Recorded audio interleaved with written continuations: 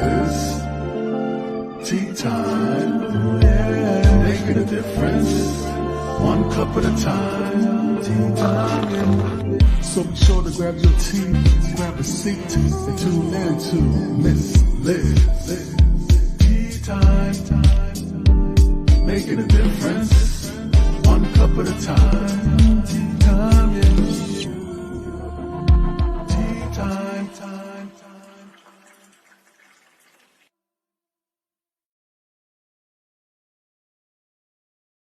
Well, good evening and welcome to Tea Time. That's right, Miss Liz is back, and we are doing evening tea time. We had this afternoon tea time with Alexi Brassi, who talked about kindness and the importance of being a good human being, and all of her good work that she's been doing with the healthcare systems and that over the years. But now we have an incredible guest. We have Andrew Newman joining me, and we're going to be talking about conscious bedtime stories. That's where we're going to talk about bedtime stories because we don't talk about that enough.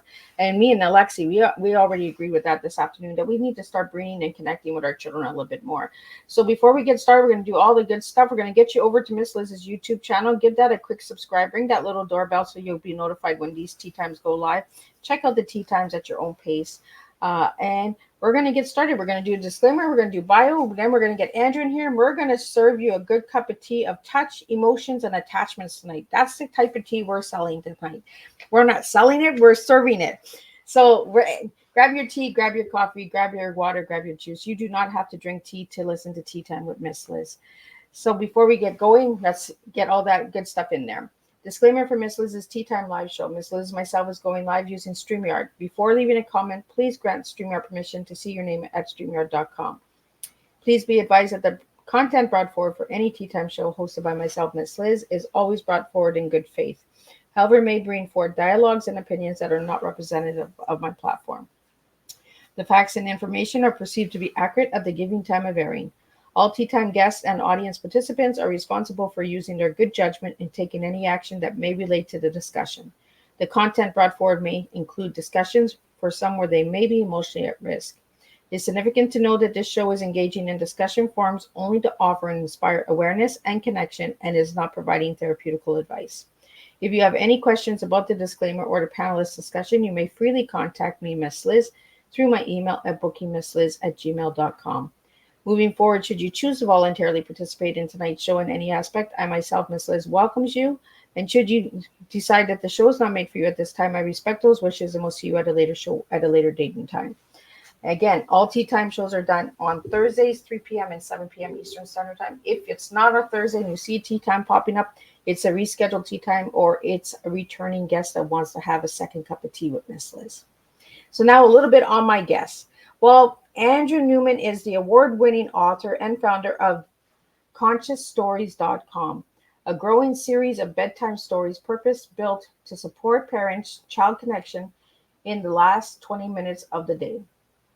Andrew's a TEDx, Why the Last 20 Minutes of the Day Matters, weaves trauma-informed awareness and attachment bonding into the wonders of story time, outlining the importance of quality connection before sleep for your child's ability to regulate, rest deeply, and wake up confident. He is a graduate of the Barbara Brennan School of Healing, a non-dual I'll get him to say it because I don't want to mess it up, healer, and has been actively involved in men's work since 2006, facilitating men's groups in the Mankind Project and Soul Games. I'll get into that tonight with him as well. Andrew is a featured expert on Mind Valley Little Humans and has been opening speaker for Deepak Chopra, keynote speaker at Dr. Becky Bailey's Conscious Discipline Conference, and author in residence at the Bixby School in Boulder, Colorado.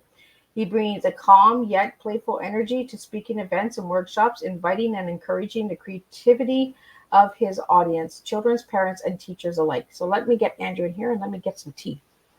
So let me drop him in here. Welcome, Andrew. Hey, it's so good to be with you. I swear, sometimes I feel like a rambling little woodpecker, like dig, dig, dig, dig, dig, dig, dig. And I just watched Woody Woodpecker last night with my grandkid. It all aligns. So Andrew, welcome to the show. Good to be with you. So go ahead. Andrew, I want to get into who you were as a little boy and who you are now as a grown man, because you're writing bedtime stories. So there's an interesting little boy that we don't know about. Yeah, very much. Where do we start? I'm South African, and so I was growing up in Cape Town way back when, pretty much in the heart of the apartheid years. So it's, if I think back to five or 6 year old me, there's a mum and a dad, there's a sister, a family home, very loving and very supported, and zero emotional language. And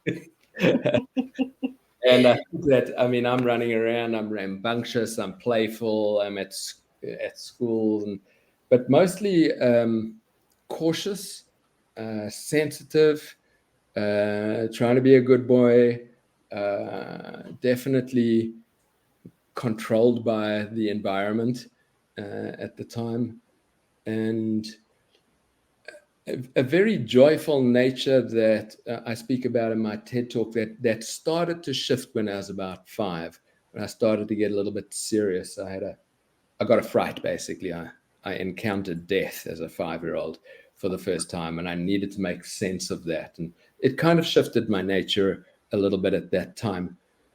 Yeah, for 40 something years later, it's here we are. Yeah, we don't give our ages away on this show, even though people have been trying to figure out. Well, I've been throwing a little bit of nuggets out there how old Miss Liz is for all my listening audience. So, but Andrew, having that fear at the age of 5, is that what got you into writing today? There's a line, there's somewhere, if you drop into my stories and you read about the characters in the stories, you would probably get to know me quite well. It's not a straight line, it's a little smoke and mirrors, but you'd see the things that are important to my heart. And particularly, like there's one of the books sitting behind me is The Boy Who Searched for Silence. I'm like, yeah, I was that kid, right? There were instructions and advice, and there were too many things to try and work out where was safety, where was there space for me to be me. And I wasn't super creative as a kid, and it wasn't nurtured. So I was in my early 30s when my personal crisis had led me to do my own work and my own studies and enter in healing schools. That's when my creativity got connected or reconnected for me, and where I started to find my voice and realize that I had a perspective that was interesting through words that I could then share. And then the stories started to come on their own accord. Well, and I always tell this my children and my grandchildren, words are important, and you can really impact lives with words. It's not always about the words causing harm. The words also educate. They also open the mind and bring different perspectives, because you can give an apple to one kid and a kid will look at it as a piece of fruit, and then you give that apple to another kid and they're like, oh, where are we going? This is an adventure. Like, you know what I mean? The different perspectives of seeing things. And I love the titles of your books. Like, I was like, oh, that's really cool. As a grandma, like, it's really cool to hear the titles of the books and that. No, the Hug Who Got Stuck is probably the kids' favorite. That's our bestseller. Just for folks who haven't seen the collection before, we've mentioned The Boy Who Searched for Silence. There's now 23 books in the collection. So see, that's gorgeous. Like, I love that. Like, that's a complete circle. Like, that's a circle of life right there. Yeah, and when we started, the instruction to the illustrators on the first 4 books was that everything needed to happen in circles. And it just felt like the intuitive shape for me. There were stories, the hairdresser for unicorns, kids go crazy for that. That was the one I went crazy for. I even wrote it down. I was like, I want to know about the unicorn, because it's all about self-love, right? It's the beauty within yourself. Right. A lot of them thematically, that's one of the big themes. It is so important for all of us to be able to land into that. When we gift it to kids as part of their story time and they're young, it just goes in as language that they normalize. But often it's a parent who's doing that reading who's still trying to normalize it for themselves, right? Because they might not have had that support in that particular language, like I didn't, certainly, and I had to come back to this and go, oh, okay. This is a cross-generational thing. When we sit and we read stories together, we enter a world, we have a whole adventure, and we do it together, which is very key to what's happening in our brain and our nervous systems, our relaxation response. There's a lot of good things coming out of those 20 minutes of connection just before bed. Well, I've had a lot of children's books on tea time, but I've never had bedtime stories. So what's the difference between children's books and bedtime stories? Well, my TEDx is on why the last 20 minutes of the day matter. So these particular stories are certainly used in daytime. Lots of schools are working with them and having a lot of fun in story time during the day. But there's a couple of elements that are specifically designed for connection in my books. Every story starts with what we call a snuggle breathing meditation. And that's got 4 simple breaths in it. I think we'll take us through it in a moment. And then the other thing that happens in the back of the book is that there's a little integration conversation starting exercise. Oh. And what they're geared for is from a nervous system perspective. We as kids, we're constantly in the process of developing our safety strategies, and part of that comes from our experiences of the day. And so if we had a rough experience on the playground that maybe no teacher knows about and we're trying to work out, we don't want to be bullied the next day. Well, all of this, a lot of churn that's happening. And if you go to sleep, like if you've ever been to sleep on an argument with a loved one, you just don't get any sleep. You're not sleeping good. You wake up the next day, you're still arguing on the inside. It's like this little festering thing that happens. What we're trying to do through connection is the medicine that pulls that out of the system and let that space be filled up by relaxation. And so I'm very intentional in the stories of using the conversation starters. I say to parents, you can definitely put down the agenda of finishing the story. I don't need you to finish the story. What your child needs is for you to be present and available to them. And if you've got a kid who's really under 8 years old, chances are you've got to take them to bed and tuck them in anyway. Yeah. I didn't want to add anything to the parenting responsibilities because it's busy out there. I thought let's enable a practice and a tradition that's long held of bedtime stories, just to turn that a little bit and make it really attentive to the well-being of the child at that time. And in the process, we find it helps parents, because the biggest thing that parents worry about is, am I a good enough parent? Yeah. And they want to know that they're happening now. Now we can't get that answer fully from our mind, but when we have that moment where this little one's eyes are twinkling and smiling and they're engaged, and maybe they open up that little thing about what happened on the playground because you're in this camaraderie space and it's a liminal space at the end of the day, they start chatting. They open up a whole lot more than they will after. So you pick them up after school, ask them how their day was, and they're like, "Well, it was fine." Yeah, that's in there. Yeah, that was a time where I bonded with my kids. Was bedtime, was having that conversation, having that story, and that. I wish these books would have been when my kids were young. My kids are in their 30s, so but the grandkids. So, what was the first book that you wrote, Andrew? First book is this one here. It's a little light. I was just hanging out. I lived in Scotland at the time. I used to write a lot of poetry. I took my journal on a walk, sat down somewhere on a hillside, and wrote a poem that I thought, the moment I wrote, I thought, oh, it needs some pictures. And it wasn't anything more than that. It was a personal project for me. I had a friend called Rosie who became the illustrator. She had never made a kid's book before either. We worked it out very slowly, and then I didn't share it with anybody. It was It's mine.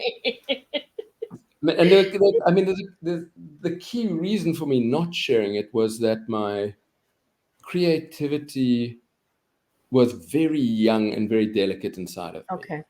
And the trust of, I simply wasn't ready for the world to tell me what they didn't like about it. And so I protected it and I was fine to do that. We'd made it and I had it, and that was what I wanted. And then I wrote another poem and it needed some more pictures. The fish who searched for water. And then there was the tree of goodness. And then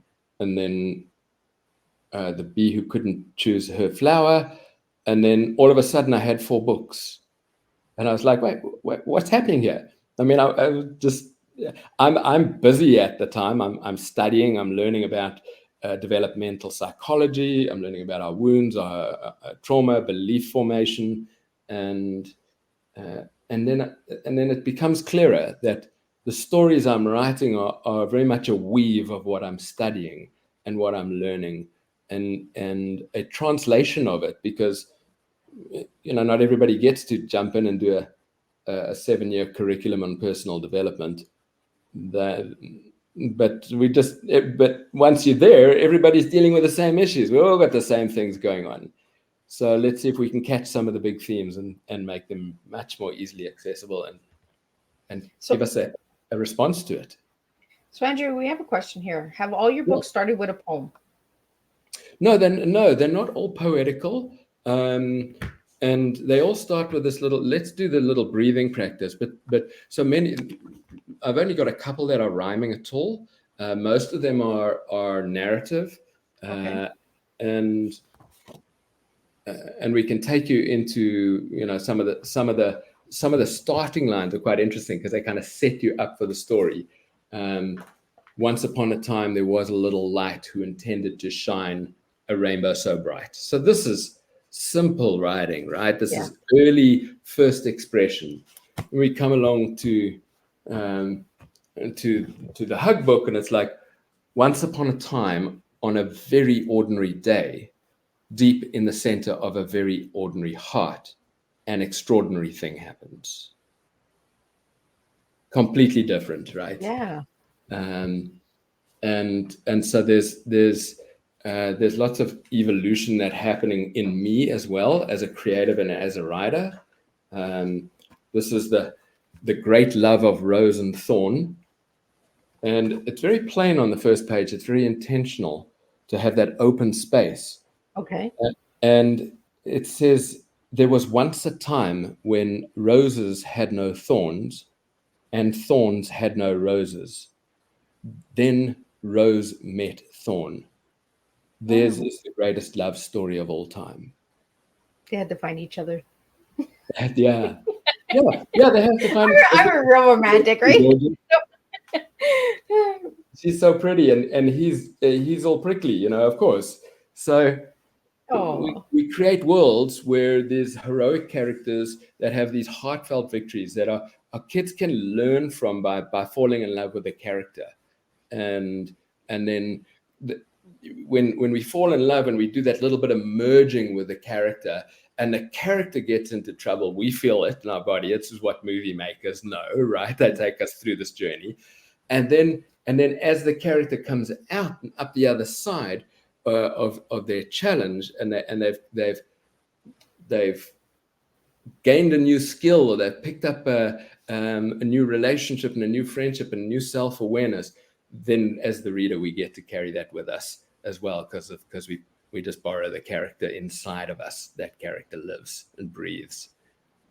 Well, like you said, Andrew, reading your books, you get to know a little bit of who Andrew is. So you get to see the transformation of how you've changed with each of your books. Yeah. The growth in that. So you're almost like telling us the story of Andrew, but you're telling it in a different way. In a way, yeah. It's like you know how we do this thing with our phones? We're both standing in the same moment next to each other, and I go click and you go click, and then I show you mine and go, look, and it's different, right? Yeah. That's it. This is just all I'm really doing is saying to you, hey, here's my perspective. This is what I saw. This is what I noticed when I held the lens up to my eye. This is what drew my attention in this wonderful world that we have. Let me share it with you. Maybe you'll like it too. Yeah. I really like that. So I want to know about this snuggle breeding. Yeah, let's just do it. Yeah, So let's go. everyone who's Let's with get us to it. can come along. I mean, yeah, we'll just do it. So it's 4 simple breaths. So breathing in, I breathe for me. Take a nice breath. I breathe for me. Now I breathe for you.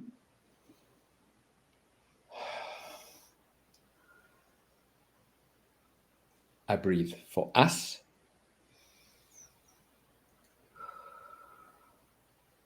And I breathe for all that surrounds us.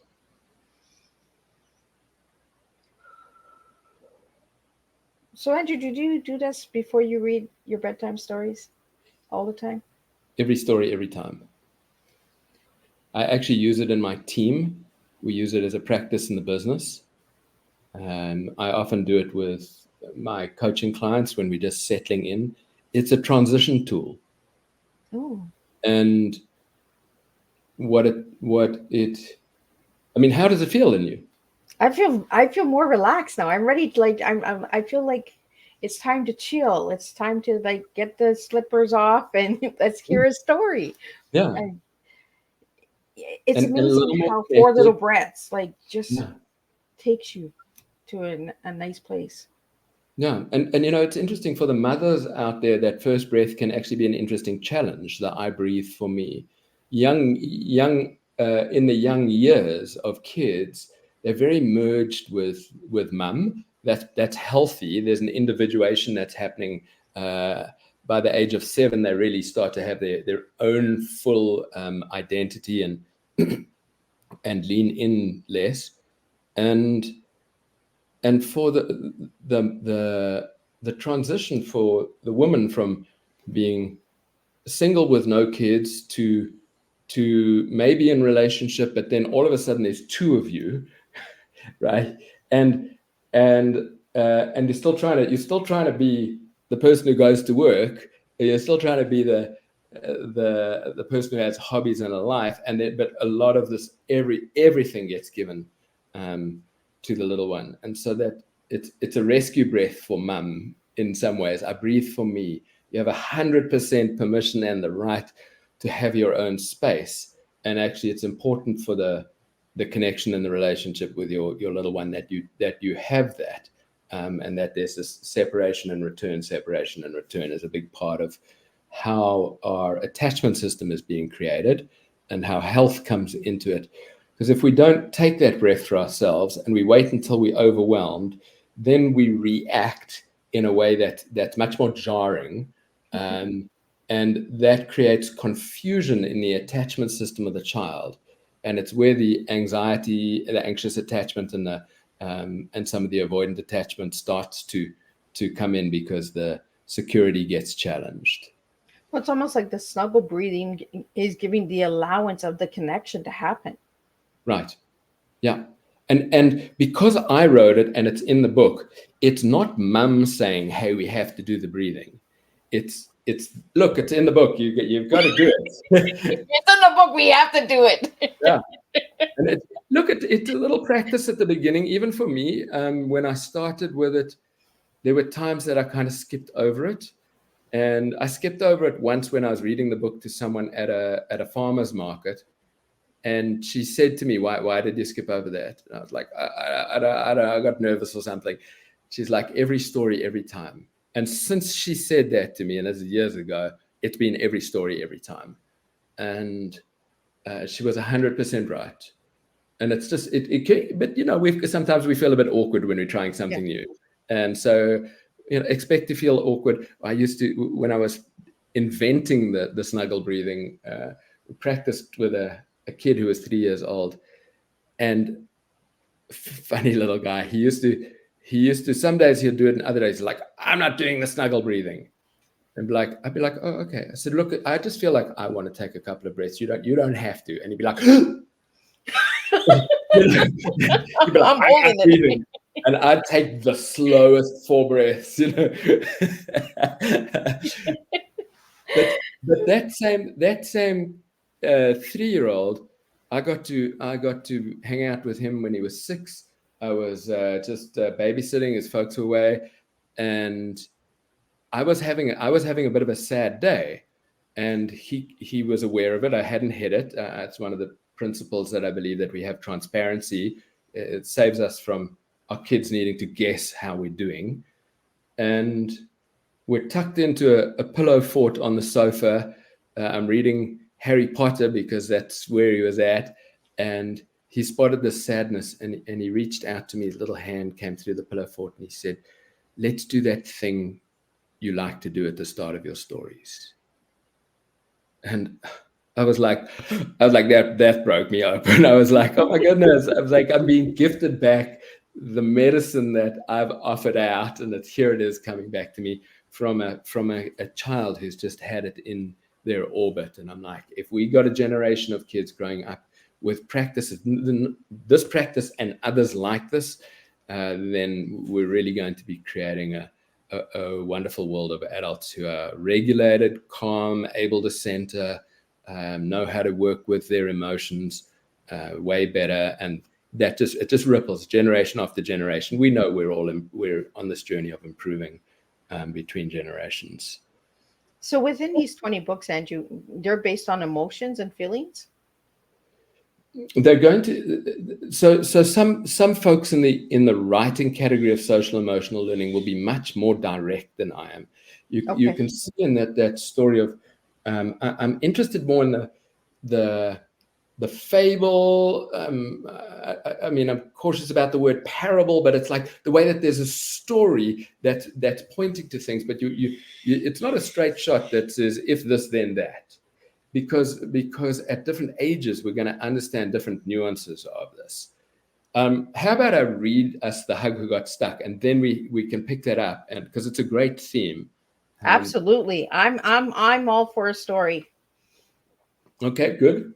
Well, we did just do our snuggle breathing, which is wonderful. So I feel like we've got a segue in. The book is dedicated to all who hug. Let me just shift a little bit so that I can really get the pictures in the right place for you. Give me 1 second. That light will be better. There we go. Okay. Once upon a time, on a very ordinary day, deep in the center of a very ordinary heart, an extraordinary thing happened.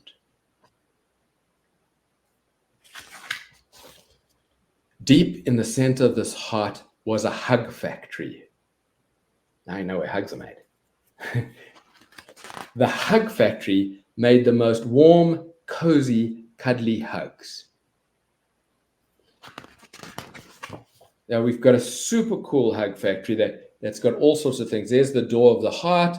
Little hugs come zooming in. They go up. They get caught. Their love gets caught on the solar panels. The solar panels powers the big green battery. Big green battery fills up. There's their baby hugs growing in a forest of trees that are hydroponically drip fed by stardust, rainbow light, and that's a basket of warm, fuzzy feelings.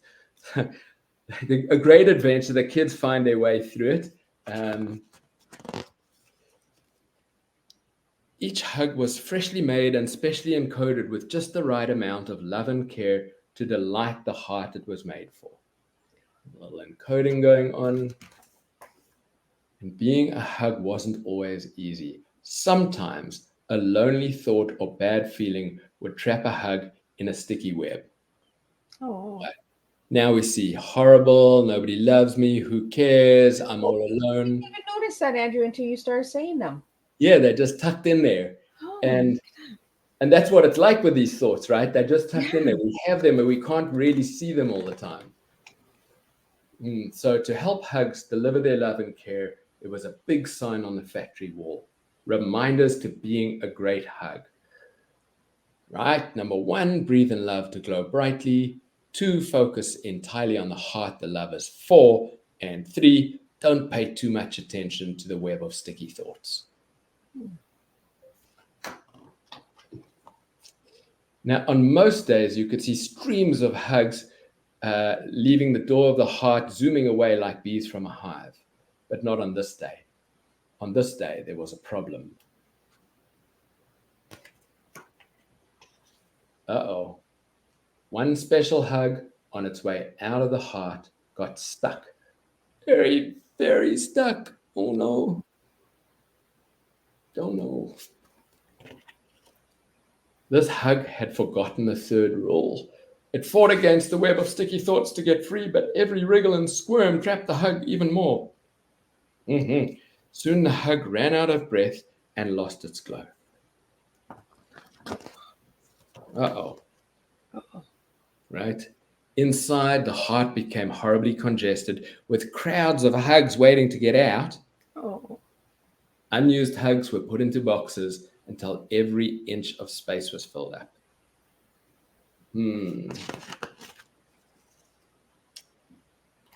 Outside the heart, there was also a problem. A traffic jam of visiting hugs couldn't get in to deliver their special love and care. Oh, no. Oh, no! Oh, no! Oh, no! Exactly, right? Soon the factory stopped making new hugs. It's like, it's just how bad is this going to get? It just keeps getting worse and worse and worse. And it's like, there was only one stuck hug in the center of one ordinary heart, but all around the world, hugs lost a little of their glow. Oh. It's like, ouch. It's like this is the affect of you and your heart being closed has an effect on the entire world. Right? So let's see what we can do about this now. Let's see if we've got let's a way. lighten it up a bit. Yeah. Right. The hug sighed helplessly. And let's all take a sigh together, and it's like we start the relaxation. It stopped wriggling, stopped squirming, and stopped fighting. In that moment, something magical happened. Oh, she's got some magic power. Woo-hoo-hoo! As it stopped wriggling, it breathed in love and glowed brightly. As it stopped squirming, it remembered the heart it was made for. As it stopped fighting, it slipped right past the web of sticky thoughts. Free! Oh, look at that! She got out! She got out! Yay! The hug glowed brighter and brighter, zooming away toward the one special heart it was made for. The hug factory clinked and whirled back to life. A flood of hugs passed in and out of the heart, each delivering their special love and care. Yay! Let's see what happens to the world. It was just one hug who got unstuck in the center of one ordinary heart, and all around the world, an extraordinary softening happened. The lightness. Oh my goodness, the brightness of Isn't it? Yeah, there we go. The colors are back. Yeah. We've got so dark there for a moment in the middle. Now we can chat about the story, but just so that you know, there's your daily hug meter. Okay.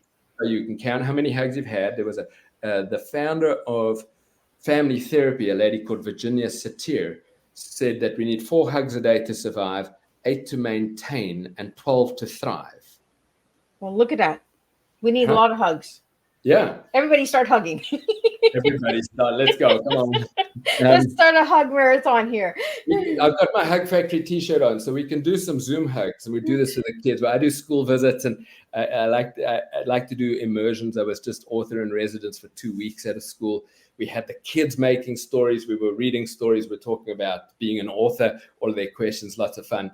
And we get them to send Zoom hugs. So just think of a person you're making a hug for that maybe you won't see in a long time, or maybe you'll see later today. I think my sister, she's on the other side of the world. So I think of my sister, and we rub our hearts, and take a big breath in, hold it, and 3, 2, 1, zoom. Oh my goodness, I love it. I love it. Are they going? And all the children out there are loving this right now because we get free story time on Teatime, right? Yeah. Just before bed. all the children are going to bed for evening tea time. So And, this is the perfect time for bedtime stories. well, how was it for you as an adult to have a story read to you? It was amazing. I'm a big kid at heart, so like I was like, oh no, it's stuck in the web. Oh, Oh, that's right. That's the roller coaster. We want you to come on that journey. You know, it's because when the hug came out, you got the uplift yeah. as well. Your body, your physiology literally got that. And it's like, oh, great. Well, even the facial expressions in the illustrations, Yeah. when she was stuck, there was no, it was like a gloom face. And then Oh, when she got free, it was a big happy smile going on. Like, right. So and as adults, we certainly know that our head closes our heart, right? yeah, And not all, I mean, not always. They can work together, and that's the point. Let's get them to work together. yeah, Now we got a little bit more of a narrative around it, and the kids will keep an eye on it just because they read a story. yeah, absolutely. I want to get in now that you've read me a story. I want to do my thing and I want to get into your tea and I want you to spill a good strong cup of tea here because you gave me the words touch, emotion, and attachment. Yes, And that was all in that story. yes. So what do those words mean to you, Andrew? So one of the other dynamics of me as a child, and that the emotional landscape was very blank. There wasn't connection and rapport. No one ever sat with me to say, "Hey, when you behave like that, it doesn't work so well. Well, how about you can? Why don't you try this?" Like Yeah. a mentorship, it just didn't exist. And and as an adult, when I came to my own personal work, that's when I realized it was missing. Like I didn't even know it was missing because that's what I grew up with. And then I was like, oh no, hold on. Other people had different worlds than Yeah. I did. I had to learn to hug in my early 20s. It wasn't natural by any means. And that's because personal contact was either not available or in the schooling environment was hostile. And boys, rugby, sports, the sensitive kid in me didn't work so well. So I learned touch as an adult, and in the process of learning it, it was like, oh, there's some teachable things here. Yeah. uh, I was doing work with animals at one stage. Then I was doing work with patients in coma at another time, and one of their primary communication lines is touch. And then when I discovered the world of hands-on healing, I was amazed that these beautiful things are so intimately connected to my heart. And so when we climb into bed to snuggle together for bedtime story, as opposed to read the story from across the room, then we come in and we create that connection point where Yeah. the physical connection, the warmth of the body, which it may sound so obvious, but that's because it is, and it's because we all organically should have it and would have it. But there's still a big gaps in it for kids where touch isn't safe. So that that became something that I wanted to explore for myself and wanted to encourage folks to do. If I had my magic wand over the whole world, I would have everybody learn how to work with the energetics of touch. But in the simplest version that we can do right here, it's like the mindfulness when the hand touches the body. There's a way that we can come in rough, we Yeah. can come in super soft, we can come in connected or disconnected. We just hold that awareness, and then we choose the one that we want rather than letting it just happen. If you want to make more connection, be gentler. If you want to make more connection, stay longer, not with movement in one place. And if you try like sinking the hand as if it's dropping in, Oh, then you create intimacy through that. And it's as simple as that. We may do it, you know, someday you just rub the dog like this, and another day you put your hand on the dog and you really kind of, it's just there. Yeah, you kind of just let it sit there. Yeah, it's just there. The dog's on the sofa next to you, and you're hanging out, you're watching telly, and yet there's a sense of a deepening into the relationship that comes through that. That's what I'm talking about with touch. It's it's superbly comforting for the regulation system, for the nervous system, for the heart, just for the sense of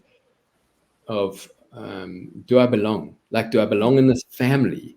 Am I actually welcome here?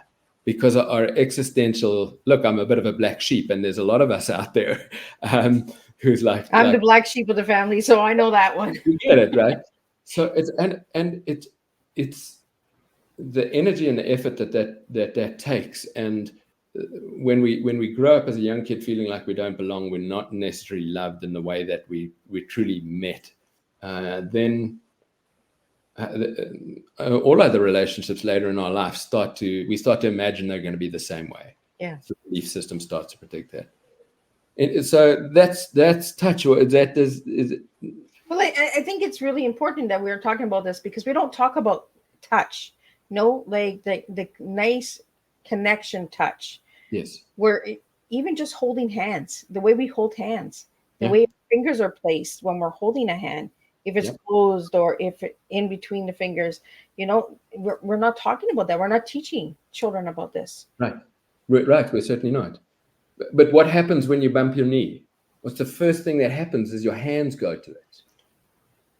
Right? It's actually innate. It's what we do. We kind of like rub it and go, ow. That's how natural this is for us. And yet there is an aspect where, for a number of reasons in society, touch has become a concern in the adult-child dynamic. I know I'm very aware of it as a visiting guest into a school environment, to ask, to watch, to see, particularly a man. You know, there's some projections that come onto men around that, and they're fair, and yeah, so. But I think even just holding hands, Andrew, we're not doing that anymore. We're not connecting.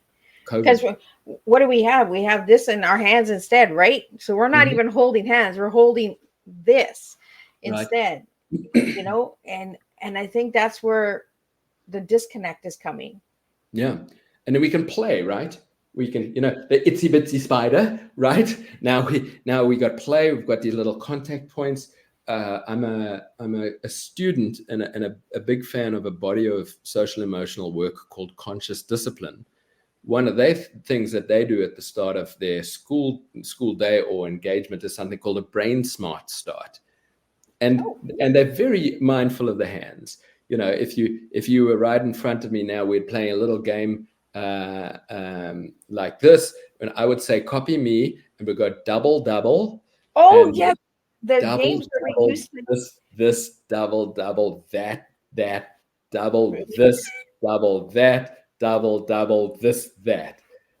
I remember doing that in school. You remember that, right? Yeah. Now, and look at the laughter, look at the smile. That's what we're actually looking for. We like let's activate that. Dopamine rushes through the brain. The kids focus better after doing that. Yeah. So it's another transition tool that I can recommend folks exploring.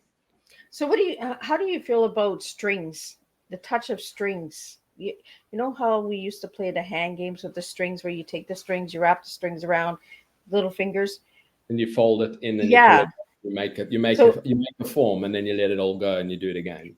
Kind of do like a web, right? And kind of reminds me of the story that you just told us, like you got caught in the webs.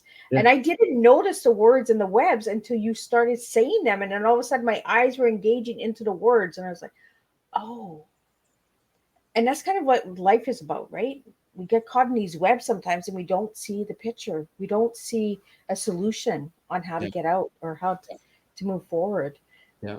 Yeah, I think it's really cool. I loved Storytime. It was really amazing. You know, and that's what we need that connection as well, that open dialogue and communication. Yeah.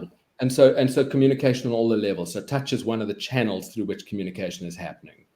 And then how do we allow emotions? How do we teach kids?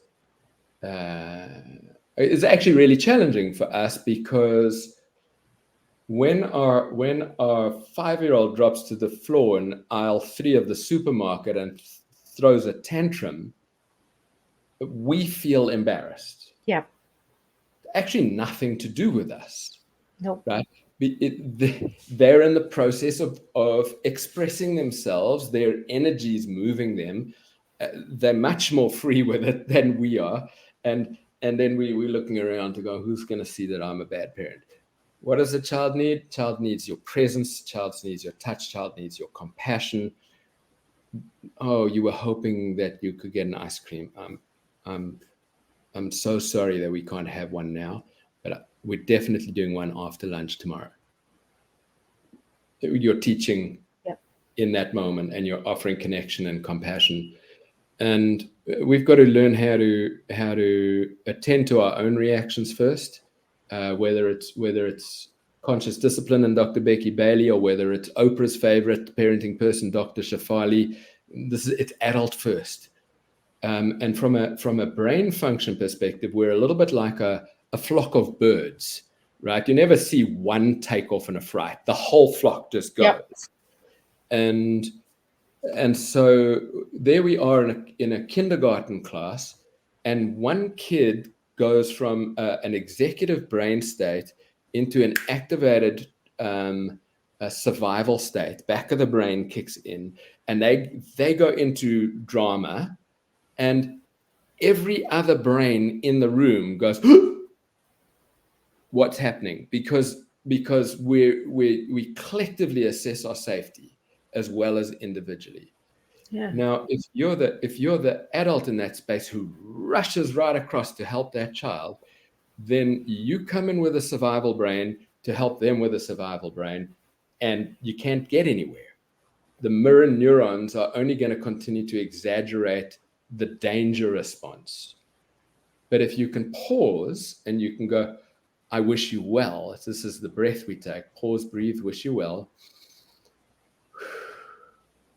And we've practiced that a little. We can quickly re-regulate from the survival to the executive, and then we can step into support. Now, our executive brain is whispering to their survival brain that they're safe. And that level of communication changes all sorts of things to help them. Oh, look, I'm around someone who's calm. Maybe that's an option for me. And they come in, and this is the path of attunement.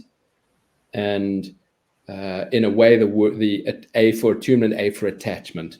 It's if at the beginning of the school year, when you've got new kids, the kindergarten teacher can't get this level of settledness. But if you take an intention and work with the kids, the level comes in. And it's the same with the reading and the snuggle breathing. When you start, the kids don't necessarily match your breathing or regulate with you. As you do it more, it becomes a shared experience more and more. You can then be in the kitchen, and they're on the sofa in the sitting room, and you can connect across that distance, and you can match their breathing, and you can regulate and co-regulate from across the room. So, Andrew, I noticed that you do a lot of words and pauses and breathing. So do you do with different activities that you do as well with children? Yeah, there can be. There's always something. There's always a regulation. So I was doing story time at a school just around the corner from me, and the energy levels in the room got sort of louder, and we pick up something which is like balloon breathing. Do that 3 times, and the kids are all doing that. Their body's engaged, their brain's coming online. Yeah, all the time. So it kind of brings that connection, right? The breathing brings a connection to join, the joining. Yeah, I'm thinking about little gadgets. There's a story here called Ellie Jumps a Mile, and it's the very first time that Ellie gets a fright in her life. She's never had a fright, and then she sees a mouse, and then all of a sudden now she's got these symptoms, right? Her hands are sweating, her heart is pounding, her thoughts are racing. She doesn't know what it is, and her friends say to her, "Oh, it looks like you're scared." And she's like, "What do I do?" And the answer, of course, lies in breathing, and so it's built right into the book, and you can't help but do it. There's Ellie. You can't see her head. She's taking in this big deep breath, and there's a page turn here. You get to see what she's doing. She's blowing out. Well, look at that. She blows out the birthday candles. Yeah, she blows out the birthday candles.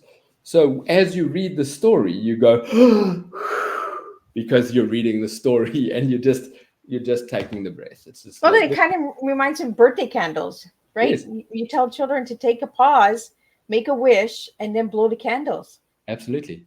So Smell. I mean, teachers all know smell the flowers and blow the windmill. You know, it's the same. So are you big into nursery rhymes? Oh, I wouldn't say that. I mean, there's a few fun ones from my childhood, but I'm not really hanging out. Why do you ask? Well, you like the spider one, don't you? Oh, the itsy bitsy spider.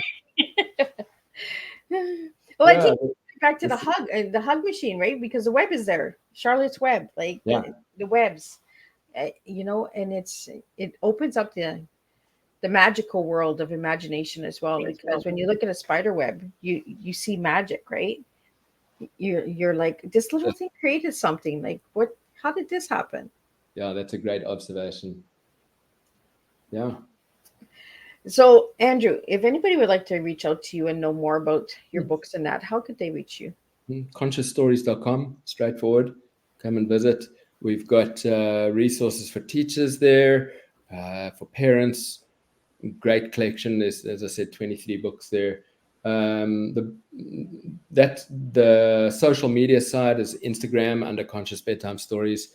We're looking a little bit at TikTok, but there's not much there for now. And, so if you've got a school you want me to come and speak at, please just reach out in our contact form on the website, and we'll look. I'm particularly interested in school visits after the new year starts in that first quarter. So, Andrew, do you have any upcoming new books, or is that it? The 20 books are done, and you're starting a new series? Come with me. Oh, he's taking us on a journey. Yeah, we take you on a journey. So the last step before a book goes to print is that I do a printout and it goes up on the walls so that I can proofread it. So this is a book called The Missing Angels. And these three kids that you're seeing are best friends, and they hang out in a tree house that they think is the Angel Club.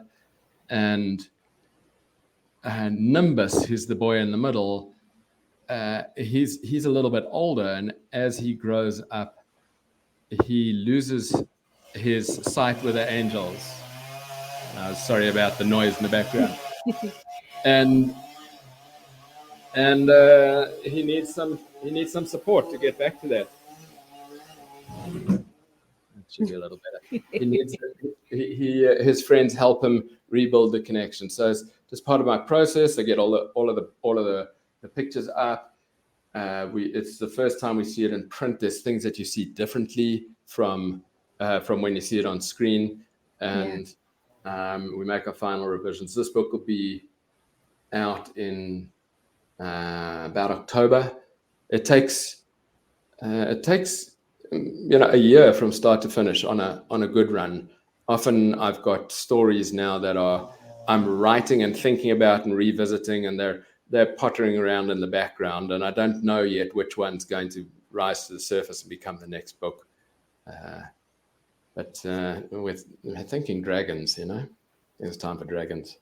Oh, dragons. Oh, yeah. We've had a couple of dragon stories on Teatime. I love dragons. Yeah. I find there's a big story to dragons that, a lot of people have perceptions that dragons are mean and evil, and I think they're really friendly. It's like Pete Magic Dragon. Like, there's a lot of character behind a dragon. Like, personality. Yeah, like character, like, they got big feet, they got long tails, Yes. they big ears or little ears, or purple noses. Like, you just never know what it'll look like. You got great adventures. Well, Liza, and thank you for that. So, for all of your books, Andrew, is it the same illustrator, or do you have like different illustrators for each book? That's a great question. No, there's a couple of different illustrators. There's probably been 5 over the collection. Liesel with the Ellie. Where am I? There's a little, like, you can see like almost a pencil line kind of sketchy feel to that, which is great. Alexis, who did The Great Love of Rose and Thorn, and she did the Hug story. It's a slightly different feel. One of the other ones that actually probably the hardest book that I've written so far is How Diablo Became Spirit, and it was difficult because 7 million people have watched the YouTube video about this true story. Oh. And so I didn't get to create the world. I had to conform to the world that's already created, and it's on YouTube by the same name. A beautiful documentary about this black leopard who was really about to be euthanized because he was so hostile and wouldn't come out of his night shelter. And they brought in an animal whisperer who came and communicated with him, and everything changed its path. And the video of that is a tearjerker, and kids just love the story. It's great. Wow. Yeah, and I noticed that that's the only book that you have that's a dark color. All the other colors are really bright and vibrant. Yeah, pretty much. Just keep it like a rainbow, Yeah, I noticed that. See, I pay attention. It had to be black. I mean, he's such a powerful animal. This is a spirit, and the cover is gorgeous. he's so illustrator Alexis went to the wildlife sanctuary, which is in South Africa, and sat there and sketched. Just spent the day around. She says he, like a normal leopard, he has spots, but they're black spots on a black fur, which is fascinating. It's this little. All you see if you look super closely is a different direction of the fur. Oh, Otherwise, you wouldn't even know they're there. wow, interesting. Yeah. I always like learning new things, and my listeners always like learning because Miss Liz kind of goes in her little wacky little kind of unique way of asking questions and digging a little deeper. So, and I love playing with my guests. Like, I love having story times and music, and just bringing something different to the table. And that's what you've done tonight, Andrew, is you brought something different to the table. Like, we learned a little bit of breathing, and we got a story. And for all my audio listeners, you got to go get the book so that you could see the amazing story and illustrated pictures that we're showing tonight on Teatime. So, Andrew, what's your final message to everybody out there? Well, to the parents who are here having this conversation with us and listening in, you're doing great. You're doing great. The fact that you're here, that you're engaged in the conversation, good enough. Relax and go and have some fun with your kids. I love it. And we really got to start connecting to our children and spending more time. And bedtime is a time to snuggle. Get that snuggle breathing in there. And like you said at the beginning, as a mom and as a grandma, it's hard to say, I allow myself to breathe. I give myself that moment to breathe. Because it's hard sometimes. We're so rush, and okay, it's bedtime, go to bed, and good night. I need my peace. Where if you take that 20 minutes and you just do a story time, you'll make a big difference. And I honestly believe that bedtime is a way of connecting with your children so that the next day they can have an enjoyable day at school as well. And they're a little less hard on the teacher sometimes, because a lot of my kids' teachers were, what are you doing with your kids? And I said, well, they're in bed at 7:30. So good night's sleep changes everything, right? Right. Well, I want to thank you, Andrew, for joining me and sharing a good cup of tea with me tonight. I want to thank the listeners and audience, and And if you're watching these tea times later, push hashtag replay. Let me know where you're tuning in from. If you have any questions and you would like to know more about Andrew, you can always send Miss Liz a message and I will connect you. I really enjoy having these open educational conversations with my guests and with my listeners as well, because my listeners sometimes they'll ask me a question and get me engaged as well. So thank you for that.